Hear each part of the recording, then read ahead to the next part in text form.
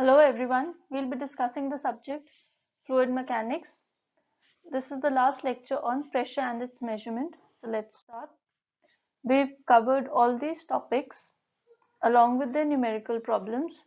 So today we are going to cover a very small theoretical topic, that is advantages of manometers. अब advantages क्या है manometers की? एक तो ज़्यादा एक्सपेंसिव नहीं होते, इजी टू फैब्रिकेट, मतलब उनको बनाना क्या होता है, इजी होता है. हाई सेंसिटिविटी मीन्स कि आप उससे हाई प्रेशर भी मेजर कर सकते हो और आप उससे क्या मेजर कर सकते हो, लो प्रेशर भी मेजर कर सकते हो. तो हर टाइप के प्रेशर के लिए वो क्या है, सूटेबल है. रीडिंग क्या रहती है, फेयरली एक्यूरेट, काफ़ी एक्यूरेट रीडिंग देता है. मेंटेनेंस ज़्यादा करने की आपको ज़रूरत नहीं पड़ती है, तो low maintenance. Suitable for low pressure measurements, जैसे हमने किया लो प्रेशर मेजरमेंट्स में हम क्या यूज़ कर दे रहे थे, इन्वर्टेड मैनोमीटर्स यूज़ कर दे रहे थे. ठीक है, तो इन्वर्टेड मैनोमीटर या किसी भी टाइप का मैं मैनोमीटर यूज़ कर सकती हूँ ताकि मैं क्या कर सकूँ, लो प्रेशर मेजरमेंट कर सकूँ. Not affected by vibration, vibration से नहीं इफेक्ट होता है इस पे वाइब्रेशन का, क्योंकि आपने अल्टीमेटली तो क्या मेजर करना है, हाइट मेजर करनी है. ठीक है. Sensitivity can be modified by changing the manometric liquid, ये हमने देखा है. This is a very important point. जब मुझे बहुत हाई प्रेशर मेजर करना था तो हाई प्रेशर के लिए मैंने क्या यूज़ किया, मर्क्यूरी यूज़ किया. और जब मुझे लो प्रेशर मेजर करना था तो लो प्रेशर के लिए मैंने क्या यूज़ किया, कार्बन टेट्राक्लोराइड. ठीक है. तो हम क्या कर रहे हैं, कार्बन सॉरी हम लिक्विड चेंज कर रहे हैं, मैनोमेट्रिक लिक्विड चेंज कर रहे हैं और हम उससे सेंसिटिविटी को वेरी करा दे रहे हैं. अगर हाई प्रेशर मेजर करना है तो मैनोमेट्रिक लिक्विड चेंज कर दो, हाई प्रेशर मेजर कर लेंगे. अगर कम प्रेशर मेजर करना है तो फिर मैनोमेट्रिक लिक्विड चेंज कर दो, कार्बन टेट्राक्लोराइड कर दो. हम क्या करेंगे, लो प्रेशर मेजर कर सकते हैं. तो we can change the sensitivity by changing the manometric liquid. अब लिमिटेशंस क्या है, ऑब्वियसली अगर कुछ एडवांटेजेस हैं तो कुछ लिमिटेशंस भी होगी. लार्ज एंड बल्की होते हैं, मतलब कि इनको मैनेज करना, एक तो ग्लास ट्यूब्स हैं तो उनको मैनेज करना, फ्रेजिल होती हैं बहुत ज़्यादा, मतलब टूट सकती हैं आसानी से. तो फ्रेजाइल हैं, बल्की हैं, लार्ज है, तो रीडिंग लेना मुश्किल हो जाता है. दूसरा कैपिलरी इफेक्ट, जब भी आप कोई भी ट्यूब लेते हैं और उसके अंदर आपने कोई मैनोमेट्रिक लिक्विड या कोई भी लिक्विड फिल किया है तो वो लिक्विड क्या करेगा, वो लिक्विड आपको कैपिलैरिटी का वो इफेक्ट देगा. इस तरीके से क्या हो जाएगा, capillarity will come into play. और जैसे ही कैपिलैरिटी कम्स इनटू प्ले या surface tension comes into play, surface tension comes into play, तो नेट प्रेशर कहाँ हो गया, अपवर्ड डायरेक्शन में. तो थोड़ा सा राइज हो सकता है हमारे पास, किसकी वजह से, ये राइज हो सकता है हमारे पास कैपिलैरिटी की वजह से. तो हमें ये राइज अवॉइड करना है. हम ये राइज अफोर्ड नहीं कर सकते क्योंकि हमारा एज की वैल्यू, जो हम मेजरमेंट लेते हैं एज, उसकी वैल्यू क्या हो जाएगी, चेंज हो जाएगी. और अगर एज की वैल्यू चेंज हो जाती है तो आपका प्रेशर की वैल्यू भी क्या कर जाएगी, चेंज कर जाएगी. अब है readings change with change in gravity, gravity change कर जाएगी. क्यों, एक्सेलरेशन ड्यू टू ग्रेविटी पे डिपेंड करता है.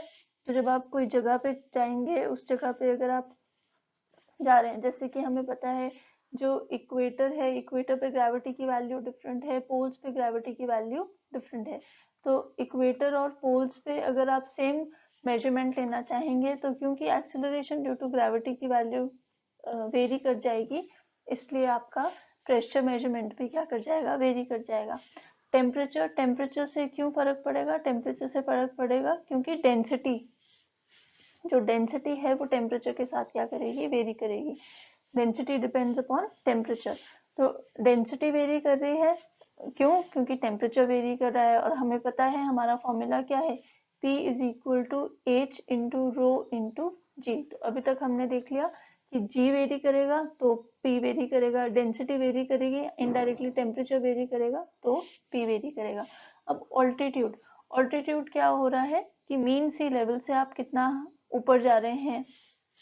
तो जैसे जैसे आप ऊपर जाते रहेंगे वैसे वैसे पी एटमॉस्फेरिक क्या होता रहेगा, कम होता रहेगा. एटमॉस्फेरिक प्रेशर की वैल्यू बदलेगी. हमें पता है atmospheric pressure is greater at the sea level और it is lower at mountain tops या हिल टॉप्स. ठीक है. तो जब आपकी एटमॉस्फेरिक प्रेशर की वैल्यू बदल रही है, मतलब आपका जो प्रेशर की रीडिंग है वो भी क्या कर रही है, वेरी कर रही है, क्योंकि हम क्या कर रहे हैं, एटमॉस्फेरिक प्रेशर को 0 मान रहे हैं, एटमॉस्फेरिक प्रेशर को 0 मान रहे हैं हर जगह। यहाँ पे हम 10⁵ को 0 मान रहे हैं, और यहाँ पे हम मान लेते हैं 10.8 इंटू 10⁵ को 0 मान रहे हैं। तो आपके पास क्या आ रहा है, वेरिएशन आ रहा है। क्लियर? तो ये सारी लिमिटेशंस हैं जो बहुत इंपॉर्टेंट है, आपको हर लिमिटेशन डिटेल में समझ आनी चाहिए।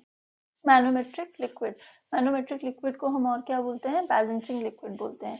अगर आप सिंपल यूट्यूब मैनोमीटर यूज कर रहे हैं, चाहे वो डिफरेंशियल है या कोई भी, तो उसमें हम जनरली क्या यूज करते हैं, जो स्पेसिफिक ग्रेविटी है मैनोमेट्रिक लिक्विड की, जैसे इस केस में मैनोमेट्रिक लिक्विड क्या है, मर्क्यूरी, उसकी स्पेसिफिक ग्रेविटी क्या होगी, ज्यादा होगी जो भी पाइप में लिक्विड होगा, या किसी भी जिस भी कंटेनर में हम बात करें उसमें जो लिक्विड है उसमें उसकी जो स्पेसिफिक ग्रेविटी होगी उससे मैनोमेट्रिक लिक्विड की स्पेसिफिक ग्रेविटी क्या होगी, ज्यादा होगी।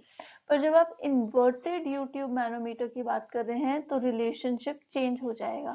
आपका जो मैनोमेट्रिक लिक्विड है उसकी specific gravity will be less than the specific gravity of liquid in the pipe.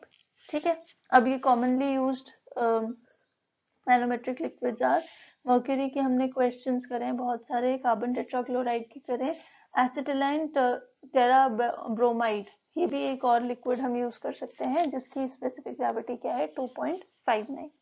Clear? तो आप पे डिपेंड करता है कि आपने क्या यूज करना है। Desirable characteristics of manometric liquid, it is a very important topic, especially competitive point of view से या इंटरव्यू पॉइंट ऑफ व्यू से आपसे पूछा जा सकता है कि क्या कैरेक्टरिस्टिक्स होनी चाहिए मैनोमेट्रिक लिक्विड की। एक तो लो वेपर प्रेशर, क्यों, क्योंकि अगर टेम्परेचर वेरी करेगा तो हम नहीं चाहते कि हमारा लिक्विड क्या कर जाए, मैनोमेट्रिक लिक्विड क्या कर जाए, वेपराइज कर जाए, भाप बन जाए उसकी। क्लियर? तो हम नहीं चाहते वेपराइजेशन हो, तो इसलिए उसका वेपर प्रेशर क्या होना चाहिए, लो होना चाहिए। अब कोफिशिएंट ऑफ थर्मल एक्सपेंशन यानी कि अल्फा, अल्फा की जो वैल्यू है वो भी कम होनी चाहिए, क्योंकि अगर आपका अल्फा की वैल्यू हाई है तो एच की वैल्यू में जो भी रीडिंग आ रही है आपके मैनोमीटर में, उस वैल्यू में क्या पड़ जाएगा, फर्क पड़ जाएगा हमें। सपोज यहाँ तक आना था बट अल्फा की वैल्यू ज्यादा है, तो हमारी रीडिंग कहाँ तक आ रही है, हमारी रीडिंग यहाँ तक आ रही है, ये इतना हमारा लिक्विड क्या कर गया, एक्सपैंड कर गया, तो ये रीडिंग क्या दे रही है, मुझे एरर दे रही है। क्लियर? तो हम चाहते हैं कि कोफिशिएंट ऑफ थर्मल एक्सपेंशन क्या हो, कम हो। विस्कोसिटी उसकी कम होनी चाहिए, अगर ज़्यादा फ्रिक्शन होगी या ज़्यादा रेजिस्टेंस होगी जैसे ही वो मैनोमेट्रिक लिक्विड ट्रैवल कर रहा है तो एनर्जी वेस्ट होगी, और एनर्जी वेस्ट होगी मतलब हेड वेस्ट होएगा।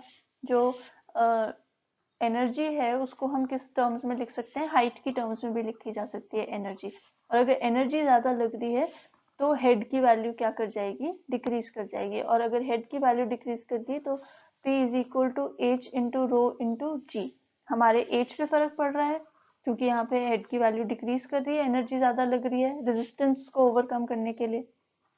ठीक है, तो रेजिस्टेंस को ओवरकम करने के लिए एनर्जी ज्यादा लग रही है, तो इस वजह से एच की वैल्यू कम हो गई, तो प्रेशर की वैल्यू भी क्या हो गई, कम, जो हमने कैलकुलेट करी, पर एक्चुअल में प्रेशर की वैल्यू क्या है, ज्यादा है। फिर है सरफेस टेंशन निग्लिजिबल होनी चाहिए ताकि कैपिलरी राइज ना हो। अभी हमने पिछली स्लाइड में डिस्कस किया था कि कैपिलैरिटी की वजह से कोई राइज नहीं होना चाहिए, क्योंकि अगेन एरर आ जाएगा एच की वैल्यू में। नॉन करोसिव, आपकी ग्लास ट्यूब जो है उसको नहीं, उसको डिस्ट्रॉय करना चाहिए, पॉइजनस नहीं होना चाहिए कि कोई बाय मिस्टेक इनहेल कर ले तो उससे उसको कोई प्रॉब्लम नहीं होनी चाहिए। नॉन स्टिकी, नॉन स्टिकी मतलब it should not be a waiting liquid, waiting liquid होएगा तो वो क्या करेगा, ड्रॉपलेट्स फॉर्म कर देगा, ड्रॉपलेट्स फॉर्म कर देगा तो आपका मिनिस्कस क्लियर नहीं होगा और जो रीडिंग है वो क्लियर नहीं आएगी। तो मिनिस्कस शार्प होना चाहिए, क्लियर होना चाहिए, and it should be a non waiting liquid. Clear? Next is, आप किस बेसिस पे डिसाइड करते हैं कि आपने कौन सा मैनोमेट्रिक फ्लूइड यूज करना है, तो वो डिपेंड करता है रेंज ऑफ टेम्परेचर। अगर जो रेंज ऑफ टेम्परेचर लो है तो मैं कार्बन टेट्राक्लोराइड यूज करूंगी, अगर range of temperature high pressure high है तो मैं क्या यूज करूंगी, मर्क्यूरी यूज करूंगी। तो किस पे डिपेंड कर रहा है, प्रेशर की रेंज पे।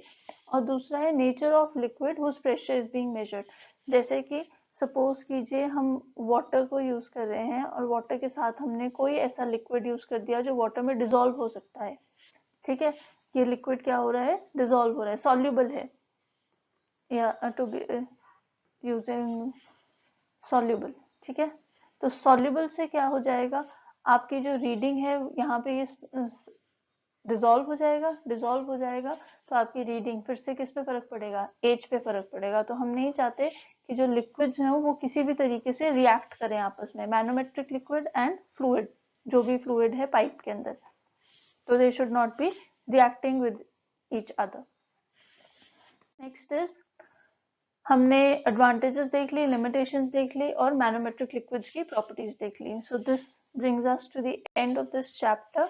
Thank you very much, and we'll be starting the next chapter from the next lecture.